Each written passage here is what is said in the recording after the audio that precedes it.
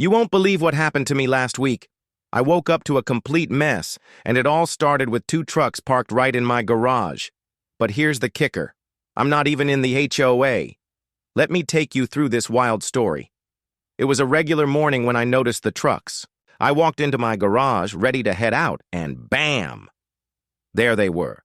2 massive trucks parked right where I park my car. I stood there, staring, thinking, did I miss something? Did I agree to this? I checked the time, 8 a.m. sharp. So, I figured maybe my neighbors were messing around, moving stuff, or maybe it was a mistake. But as I stepped outside to get a better look, that's when it hit me. One of the trucks had a giant HOA sticker on the back window.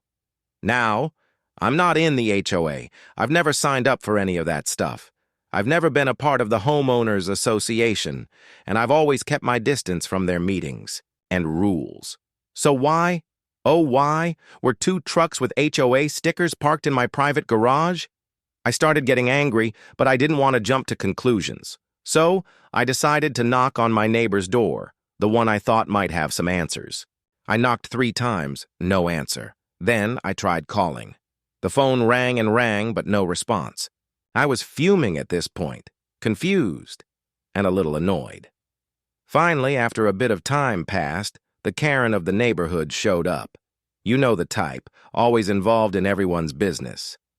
She looked at me with a smug smile and said, "I see you're wondering why my trucks are in your garage."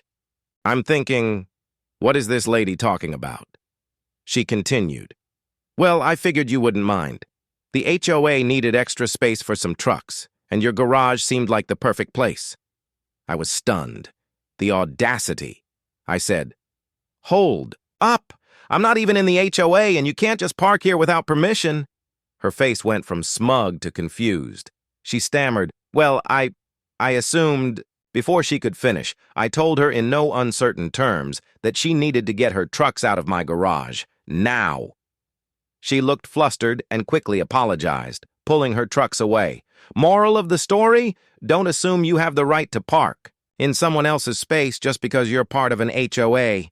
It's one thing to be in a neighborhood association, but another to think you can just walk all over others. Trust me, I've learned my lesson, and next time, I'll be keeping a closer eye on Karen.